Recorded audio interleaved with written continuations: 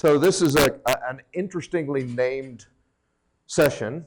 Have a lot of fun with SLES. Now, why would I name it so stupidly like that? Well, I named it that way because SUSECON doesn't have the ability to hide the titles of things. And so if I put a title in SUSECON that said, playing with the Raspberry Pi, pretty much the cat would be out of the bag at that point. So I put in this session, and am I still here? Yeah, I'm still here. I put in this session, and actually we had a lot of discussion over it, and I thought they actually did not select it. So I didn't even know they actually had picked it until about 2 weeks ago. They sent me a letter, sent me an email and said, "You idiot, you haven't done your presentation yet for this." And I went, "Oh, I thought you didn't accept it," so I didn't even worry about it. So this is talking about getting started with the Raspberry Pi.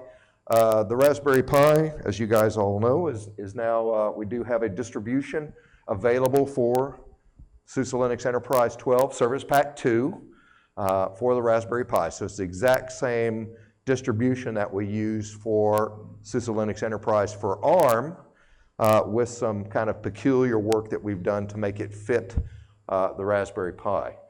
And you know, I wish this had been my idea. It wasn't my idea. It was several other people's ideas to do this here at SUSECON. They came up with a concept of, wouldn't it be great if we had Raspberry Pis at SUSECON? That would be cool, wouldn't it? And then there were some people in the engineering team that were, let's say, surreptitiously putting code into SUSE that might be used at a future point for the Raspberry Pi. So there's a little bit of skunk works going on there. And then once we kind of discussed the project with some other folks, the engineering management decided, you know, yeah, this would be a good thing. And the reason why we did this, other than the fact that it's fun, is that it really is, we think, a good way for us to introduce SUSE Linux Enterprise and SUSE in general to people who don't already use it. So you guys are probably not the target audience for it, but what we've seen since we started making it available to some of our system engineers is they see it as an opportunity not only as an introduction, you know, for customers that don't have it, but also as a really cool kind of vehicle to be able to walk into a prospective customer and say, hey, you know, let's talk about SLES, and oh, by the way, I've got it running right here on my Pi. So there's some kind of interesting things I think we'll see out of that. So it is, as I said, it's the same base, so it's a 64-bit Linux distribution. We don't do 32-bit, so we do not support the earlier Raspberry Pis. So the Raspberry Pi 2, you know, those things are not supported. It's a 64-bit only distribution. It is packaged as an image that's ready to copy to an SD card after you uncompress it. And I'll show you examples of how you do that on various platforms. We've got compilers and development tools, so GCC 6 is the one that you want to use when you're playing around with the ARM platform in general. We also have the GCC 4 is kind of the default. It's in SLES 12 is also included, but you really want to use the other one. The other thing you see here is we actually have a 1-year self-service subscription. So what does that mean is that once you register your Pi, you're going to be able to download driver, you know, updates, patches, all of those kinds of things that you would normally expect to get from a SUSE subscription. This is actually one of the reasons why I was really interested in doing the Pi, because for the people in the, say, free Linux community, they're not used to registering for things. And I would tell you that the SUSE process is not exactly the smoothest thing in the world for registration. Probably a lot of you have tolerated it or you're used to it. So that's one area that we actually had to do some things even after we launched it. We had to do some additional instructions. But it does have a free 1-year self-service subscription. People have already asked me, what happens after the year is over? My view is, I got a year to figure that out, but if nothing changes, you go and you get another free 1-year subscription, you know, is the kind of the default thing. I do expect probably by the time we get around to another year that there may be some commercial demand for it. I mean, we don't, you know, the Raspberry Pi is generally kind of an unsophisticated platform for a business. It doesn't have a lot of reliability and things like that. However, I know that there are people that have built businesses based on the Raspberry Pi. So we may get some of that. But, you know, it's really for us to kind of introduce it to new people and also for education. One of the key things that we have enabled is the Wi-Fi, Bluetooth, HDMI, Ethernet, and the GPIO. There are a lot of esoteric things on the Raspberry Pi that I don't know about. Alex, do you know of any of other things that we have enabled in there? Well, sure, you can potentially use your I2C controller, your SPI controller, and your... I don't think we have audio. We definitely don't have HDMI audio. We don't... Well, I can talk about what we don't have. Okay. Yeah, go ahead. Go ahead. Tell us what we don't have. Here, you can grab the other mic there. Oh, it's the one I dropped on the floor a minute ago. That was the big loud sound. Okay. All right. Hi, I'm Alex. So it's a lot easier to say what is not working because there's just so many things that are actually working just fine. We basically support everything that works with an upstream code base. So since we're an upstream open source company, we did not go ahead and work with any downstream drivers.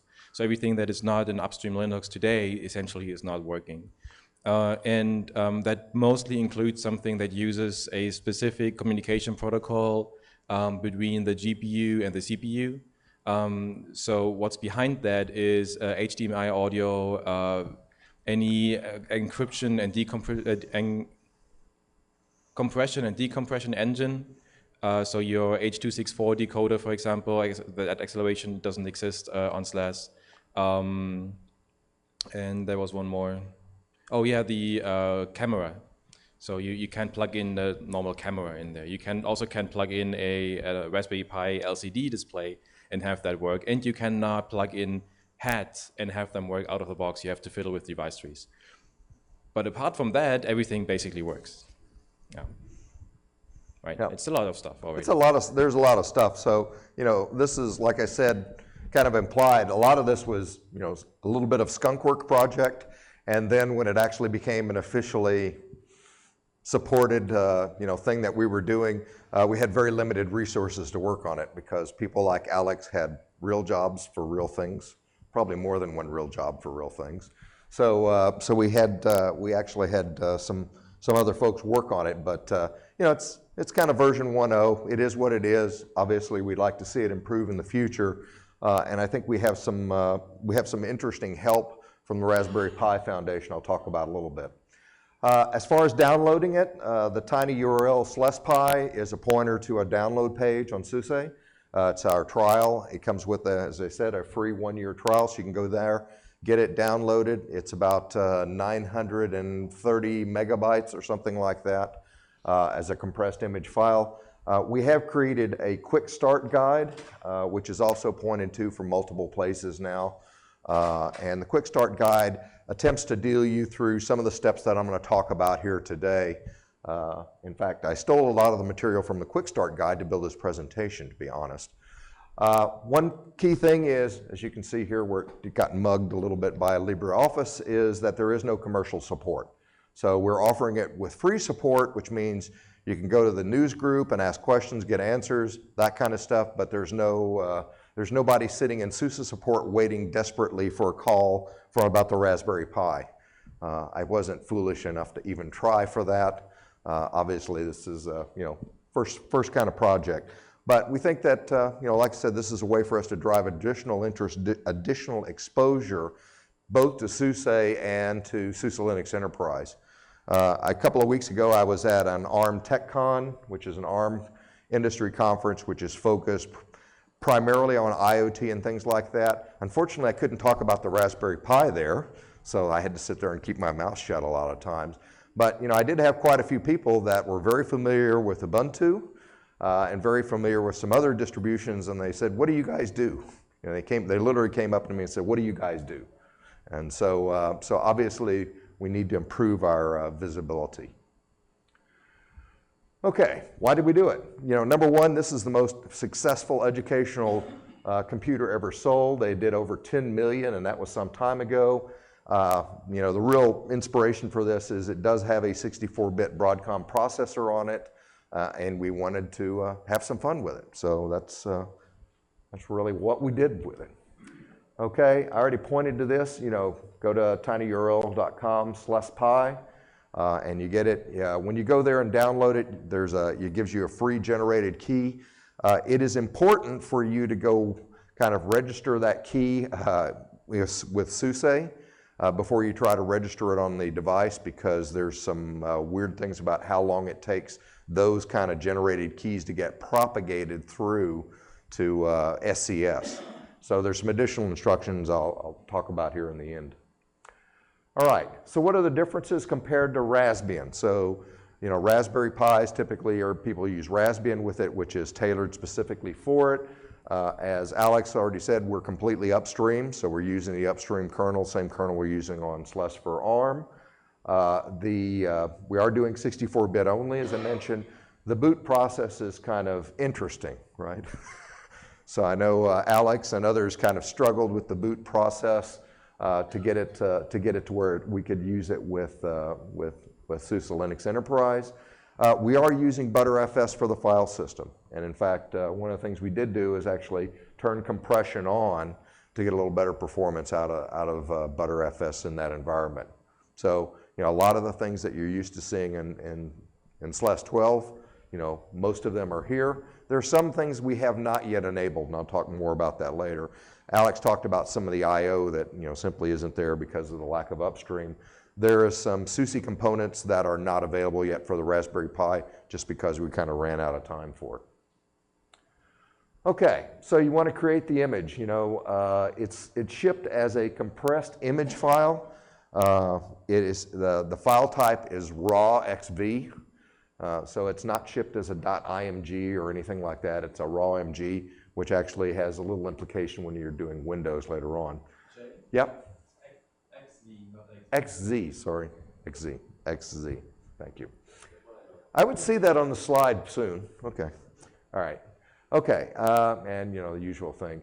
8 gigabit card is the minimum you should use. I actually went out and bought some 8 gigabit cards because they were like $6 or something, or $5. I mean, they were incredibly cheap. So it didn't really matter there. It's really pretty easy when you're doing it on Linux because it's Linux. So you basically, just uncompress the image and pipe that into the DD that writes it to the card. So it doesn't require a lot of extra space or anything like that. Very straightforward. You got a nice little example there of how to do that. And depending on how fast your drive is, it could take a while. I was doing it, experimenting with a drive that was attached through one of these reader kind of things, and it took a long time to write for me. So I don't know what your experience will be, but it'll take a while. Could take potentially quite a while. If you're using Windows, Windows requires that you have to basically uncompress the image first and then write it to the disk. So there are a couple of open software, free software that's available. Easy7zip is the one that I picked for uncompressing it. And basically you have to open that file up, and because it is the file type of not of .img that it expects, you have to tell it to look at all file types so you can see it. But then you have to uncompress it into some directory and then turn around and use Win32 Disk Imager as a way to write it to the SD card. But it's not too painful of a process. It took me about 3-4 hours to figure out how to do it on the Windows and on the Mac, because the guy I had working on it apparently only had Linux experience. So when I said, I need instructions for Windows and Mac, and well, just for Windows, but since I did it for Windows, I figured I might as well do it for Mac. So once you end up with a nice bootable SD card. The Mac is a little bit different, but since I use a Mac, I figured I'd try this as well. It requires just one additional image, the unarchiver, to take the compressed, or not the compressed, the compressed image, turn it into an uncompressed image, and then I just used DD from the Mac terminal. So this, once again, you can see it took quite a while, 1,131 seconds, and this was probably, not the best case just because of how it was connected to the SD card. Okay, so at the end of the process, what you end up with is a nice bootable image on that SD card. You stick it in the Raspberry Pi, and then presumably start the boot up process. Couple of things I would tell you to check. Number one, make sure that you have a power supply that is capable of producing sufficient power for the Raspberry Pi Model 3, which I believe is like 2.5 amps or something. I found out quite by accident that if you use a power supply that is not producing enough stuff, it acts very strangely. It starts to boot up, starts the boot process, and then it just puts dots across the screen for the rest of eternity. And I fought this for quite a few times, and I thought, oh, I got a bad image, re-downloaded the image, went through the process, and kind of at that, when I was dealing with the golden image and I knew that was good and everybody else had used it, I figured, okay, let me try something else. So it is sensitive to power. Other people have written about that the Raspberry Pi 3s in particular are sensitive to power. Things like Wi-Fi would act strangely, but it does kind of, at least in my case, showed up very strangely here. Notice that I said for best results, attach a keyboard, mouse, HDMI, and Ethernet to the Raspberry Pi. There are a number of reasons for that. Number one is that you want the network to be accessible as quickly as possible. Wi-Fi adds a lot of complication to it. It's a lot better if you're using the Ethernet, the direct wired connection. One of the challenges that the Raspberry Pi has is that it does not have a real-time clock on board. And so it defaults to 1969, or 1970 rather. And so if you boot up and it thinks it's 1970, things don't work well.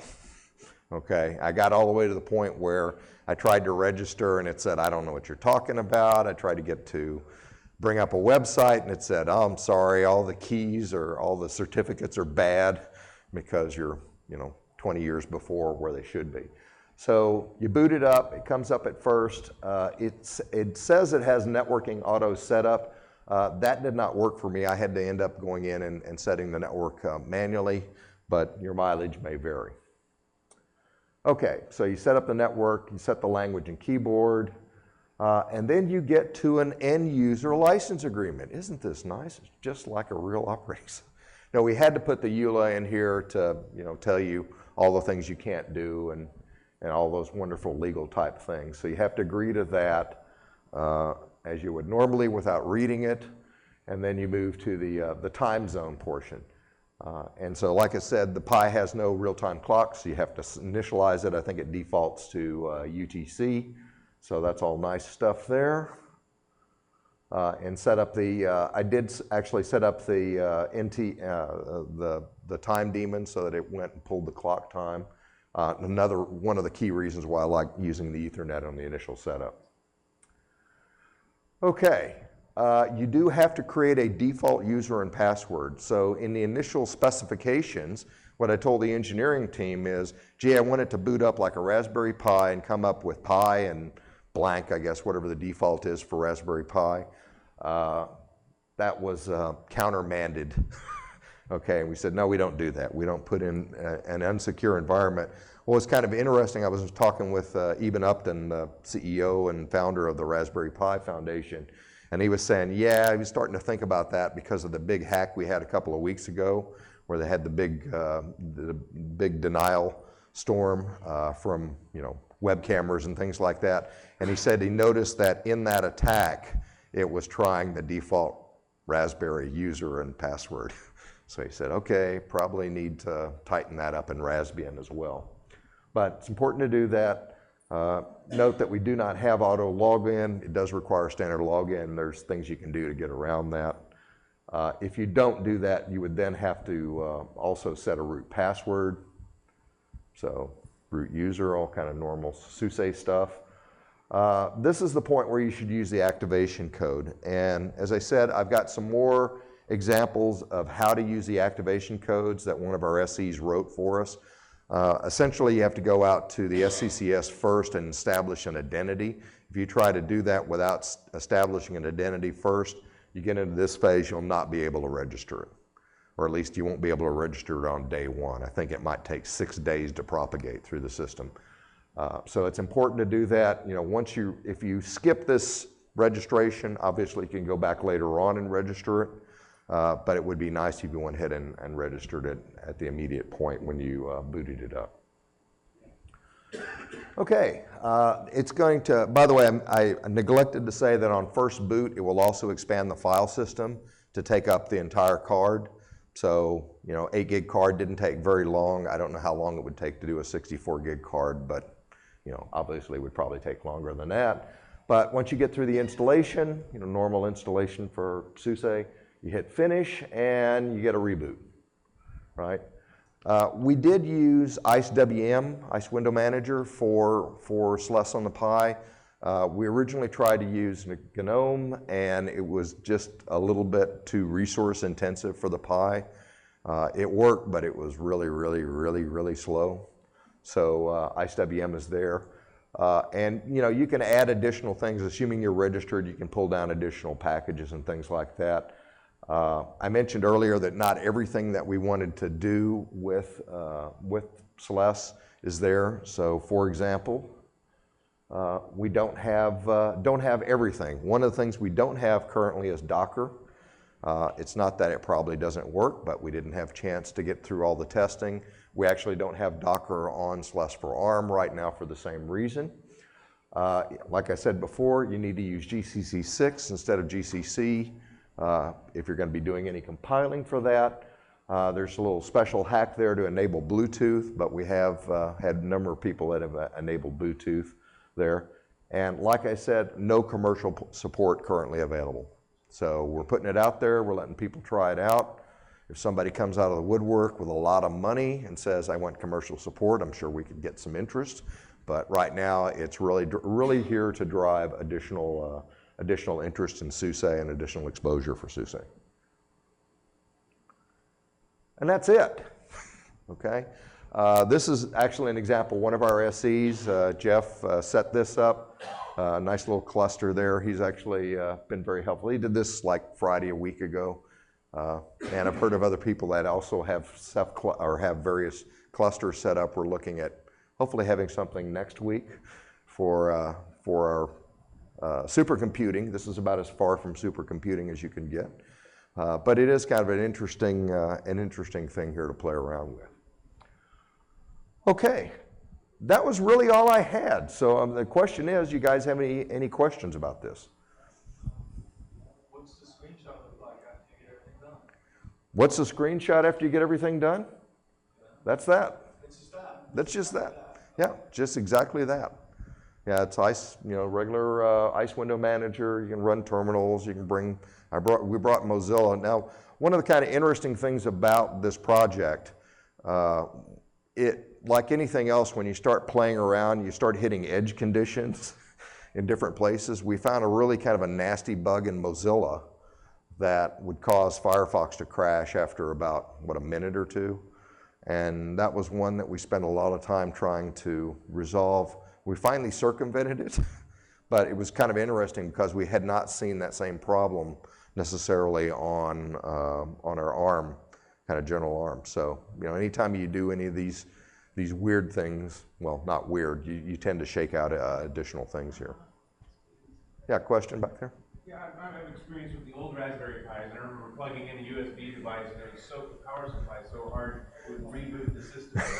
Is the power supply more robust on board on these newer 64-bit Pis? Have you plugged in a lot? Because I noticed that's 4 USB. Yep. Have you plugged in 4 things before? I have not plugged in 4 things to this one. I have actually at home for my Raspberry Pi, I've got a couple of USB power monitors, you know, little things that show the power going in and out. And the Pi by itself is actually, you know, it was drawing about, I don't know, about half an amp, kind of at most times. I put a second Wi-Fi adapter on it that was a higher powered Wi-Fi adapter apparently, and it like doubled the current draw. So that was something that the reason why I wasn't using that because I had the Raspberry Pi sitting on my desk, so I had the HDMI connected to it, and I'd grabbed another power supply that apparently didn't have enough kick to it. So yeah, the Pi 3 is much more sensitive. What I saw with the Pi 3, even using Raspbian with a power supply that wasn't quite up to it, is that the symptoms that I had were real flaky. Wi-Fi would come up, run for a couple of minutes, and then drop. And, you know, drove me crazy trying to figure out what the heck was wrong. Yeah, okay. You try installation not via normal desktop or via normal screen, but via a GPIO, terminal connected to GPIOs. The what connected to GPIO? Terminal, like a serial terminal connected to GPIOs. Ah, okay, see, this is why we have Alex here. That's why I'm in the room. Hello. You're basically asking whether the serial port works. And the very simple answer to that is yes. The serial port is fully supported, it works, you plug in. Actually, if you look at that chair over there, you even see which ports you have to connect to, because I actually have the serial port connected to my Pi over there to benchmark it, or to verify whether the leap image works, which I'm building right now. It works. It simply works. Cool. All right, so that gentleman back there. I just bought two of the Raspberry Pi on about this. I'm sorry? I bought two of the Raspberry Pi Okay. on about this. Okay. I've never really played much with them, but what is the memory on some of them? It's 1 gig of memory, so it's not a whole lot of memory. It's a 100 megabit Ethernet, so it's not exactly the most powerful platform in the world, but it's the most powerful you can get for $35. It's also what. Does it work with, I mean, with, say, I'm running, whatever it comes out, 12, and I want to use it just like do a remote desktop protocol, stuff like that. Will that work fine for that? Sure. Fine? As a thin client. Okay, so going back to the first question of memory size, it's even less than 1 gigabyte because we have to reserve 256 megabytes. So it's 800 or... It's 800 something because you have to reserve some memory to your to the graphics chip. So it's even less than 1 gigabyte. Is this enough to drive a thin client? Obviously, yes. Is this enough to drive a full desktop environment with GNOME and lots of browsers and 50 tabs open? No. The middle ground is somewhere in between. Is it a nice platform to just run a simple Apache that can answer 5 requests a minute? Of course it is. It easily can do that. So if you have something that is just be reasonable with the expectation that you put into the device, right? Imagine you have a server from 10 years ago. Can you do something with that? You can probably do it with a Raspberry Pi. Mm-hmm. Sure, go ahead. Have you burned up an SD card yet? Let the system run for a while and come back and your SD card's destroyed? I haven't burned up one yet, ever. I've burned them up repeatedly, and you're using ButterFS, right? Yep. Did you guys tweak that at all to reduce the frequency of flushes, to reduce the write cycles to that SD card, which is ultimately destroys it? No. Have you had one up for more than a month? That's only out for what? How many days? Yep. Okay. Does this happen with ButterFS only this building of SD card? Because I have Pis running for years. Yeah. An SD card with a read-write file system? Yeah. I generally remount all of my root file systems read only. I really boot it to eliminate the write cycles or reduce the frequency of the flush for EXT4. Have you tried different vendors of SD cards? So what I can tell you is I have systems running at home, 32-bit ARM systems that I have running for more than a month, more like a year or two. Right. And that's all on SD card, and that works just fine. Yeah. It depends on the quality of SD card you have. So if you burn through your SD card, you might want to invest a bit more into your next one. Go for the $6 SD card, not the $5 one. Yeah, I've got a Pi 2 sitting there that's been running continuously now for 2.5, 3 years, and I'm kind of surprised every time I shell into it and it's still there. When you do HDOT, how much is the, so from my screen right there, you type HDOT, how much is the, How much memory is left? yeah, when you do HDOT, what's the CPU usage? So your CPU usage is 0 because it doesn't do anything at that point. Memory usage is I actually don't know what it is for the ICE VM. I definitely do know that it's, what was it, 47 for the juice image, which doesn't boot X.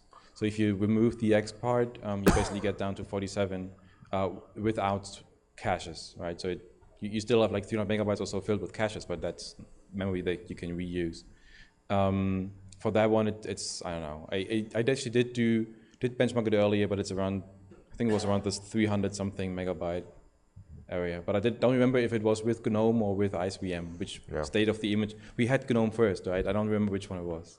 Yeah, GNOME, you know, we originally, I tried GNOME, I wanted GNOME, and no, didn't work. Now, of course, we do have several of these up running, over on the demonstration floor at the ARM thing, so you can go over there and ask those guys, just run it there, see what it has.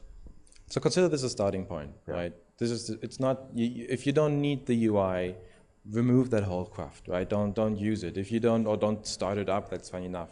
The whole file system is all compressed, which means you don't waste all that much real estate on having XFCE, on having IceWM there. Actually, yes, you're right. The 300 something megabyte was with XFCE, so that was even a separate build. We went through a lot of different steps before we got to where we are here. So the XFCE build was 300 something megabytes. So since IceWM is way less memory hungry, I would expect it to be in the 100 something space. But grab the image, put it on, or download the image. I can definitely offer you to try out that system that is on that chair and plug in the SD card and see what happens. Yeah. Question? I have one more question. Yeah. This is just me trying to figure something out. We use notes as Intel notes as RDP client, and we literally take SLES and kind of chop it down so it doesn't use a lot of resources. And would this operating system be like a good replacement for that? If I want to throw that on instead of chopping this thing to pieces and just trying to get more. So this is basically just created using Kiwi, which is something you can do as well. So you can do the same thing on x86. We could, actually the image description that we use for that image, it would be a matter of about 10 minutes to get that exact same image on x86.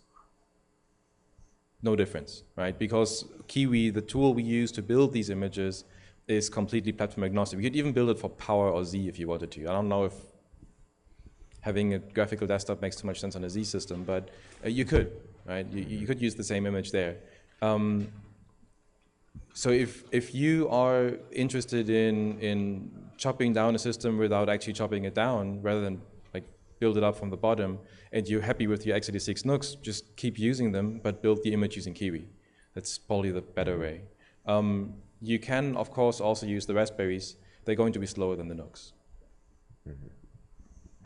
Now, one of the interesting things, you know, I mentioned that we talked to Eben Upton, the Raspberry Pi Foundation, and it was kind of strange because we started this project and I reached out to them and said, hey, I want to talk to you guys, and they ignored me because they probably have a billion people that say, hey, I want to talk to you. But we ended up meeting him at one of the ARM events, and we told him about this, and Alex was there, and he was extremely excited about this. And in fact, I spoke to him a couple of weeks ago and told him we were about to release it, and he told us, he said, you know, this is something that they were thinking of doing in 3 to 5 years, and now we're there. He had apparently had some discussions with one of the other distros who was not interested in it and walked off with their red caps. So you know, we got an interesting thing going here. So we're looking at not only, you know, this is a one-time deal that we did, but I think it's the start of a relationship and some additional steps. Specifically, we did, you know, kind of mention to them that the Raspberry Pi is a little bit anemic, you know, particularly with the memory and the Ethernet, and you know, who knows, we may see a more hefty Raspberry Pi come out a little bit sooner than maybe they would have otherwise. But I have talked to people, you know, out in the industry, like I talked to one guy that they sell a commercial solution, it's got 4 Raspberry Pis, and all it does is penetration attempts on Wi-Fi. So you basically bring it into somebody, like a doctor's office, you set it down, it sniffs the networks and it tries to break in. You know, so there are people out there commercially using Raspberry Pis today. They're obviously not yet using it with SLES since we didn't have it until now, but you know, there are people out there. Question?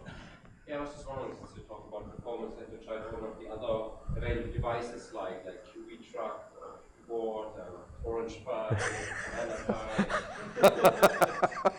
I guess you have, right? I'll walk right back up. So the really important part is not performance. It's there are two really big factors to make something like this work. The very first simple and obvious one is it has to be affordable, right? We do support ARM servers. Yes, you can buy an ARM server for $2,000 today.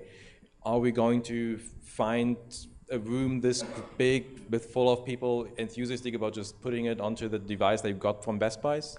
No, right? Yes, we are getting ARM customers, and yes, we do have people interested in the ARM server space, but it's not your toy device. Then they actually become real servers, right? And we're in the same market space as with real servers, which is what we also announced. So that's the first part that needs to be there. So they have to be cheap enough. Even going with $100 devices wouldn't cut it, right? You have to go cheaper. Yeah.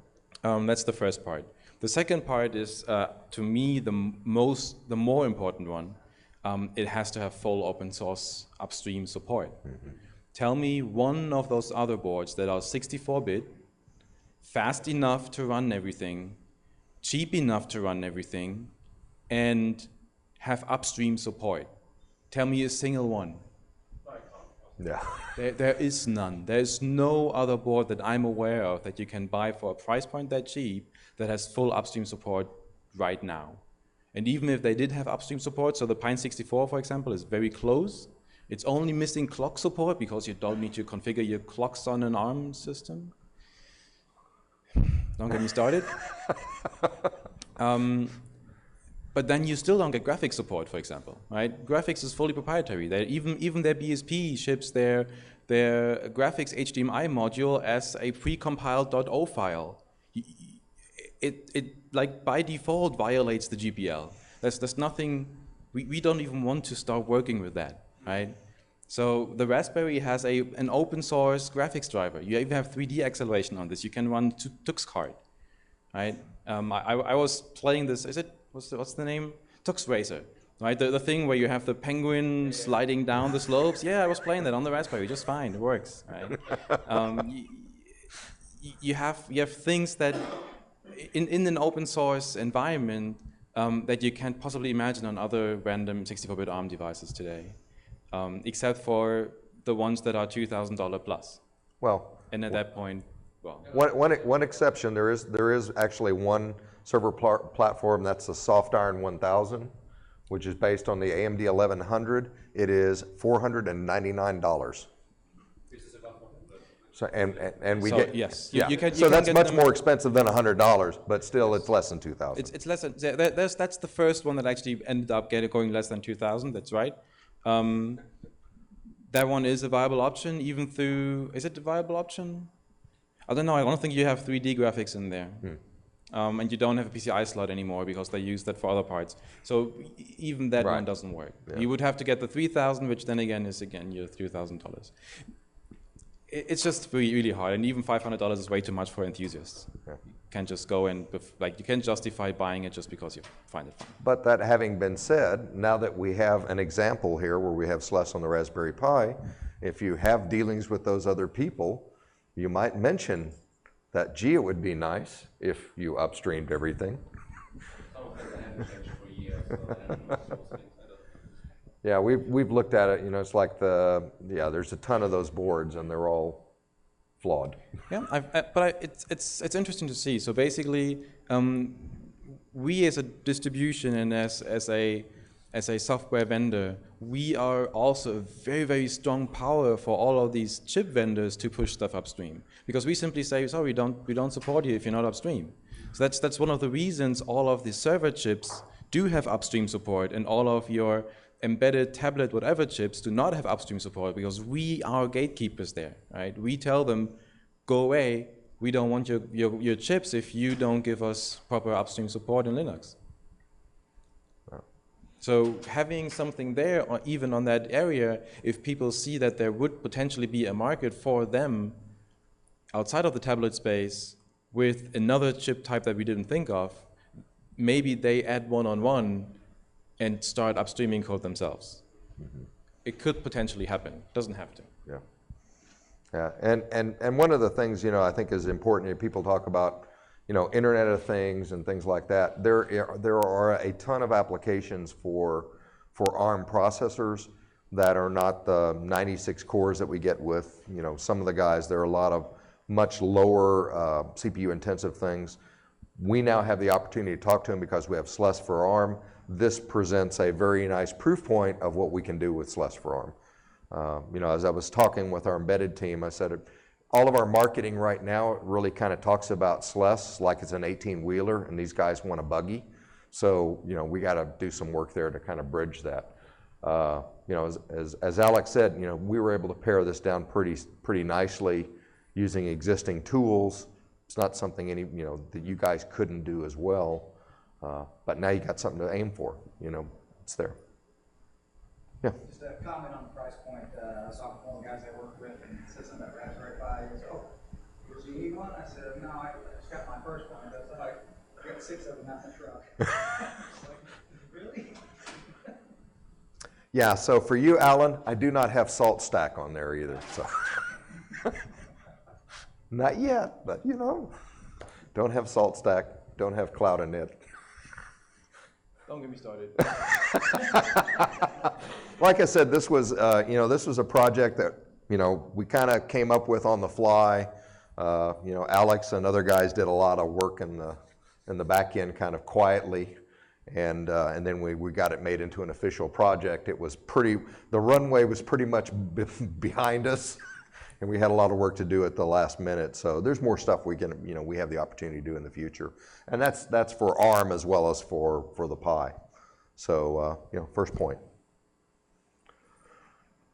Other questions? Yep. So one of the things I think you forgot to mention in the what's different from Raspberry, you did mention that the booting process is different, but what it enables you is that you basically get all the bells and whistles of a normal SLES deployment on a device like the Raspberry Pi, because you essentially get full snapshot rollback, including loading older kernels with an older snapshot out of the box. You boot the system up, you're getting a full graphical grub, which is something that if you ever use Raspbian is not even close to existing there. You get full graphical grub, and you have just your normal snapshot rollback support. Everything just works out of the box like you would expect it from a really big server. Yep. No, that's a good point. I need to play more with it. Unfortunately, I didn't get my Raspberry Pi with its power supply issue up and running until Friday a week ago. So I didn't have a lot of time to take pictures and add additional in. All right, well, thank you guys, appreciate it.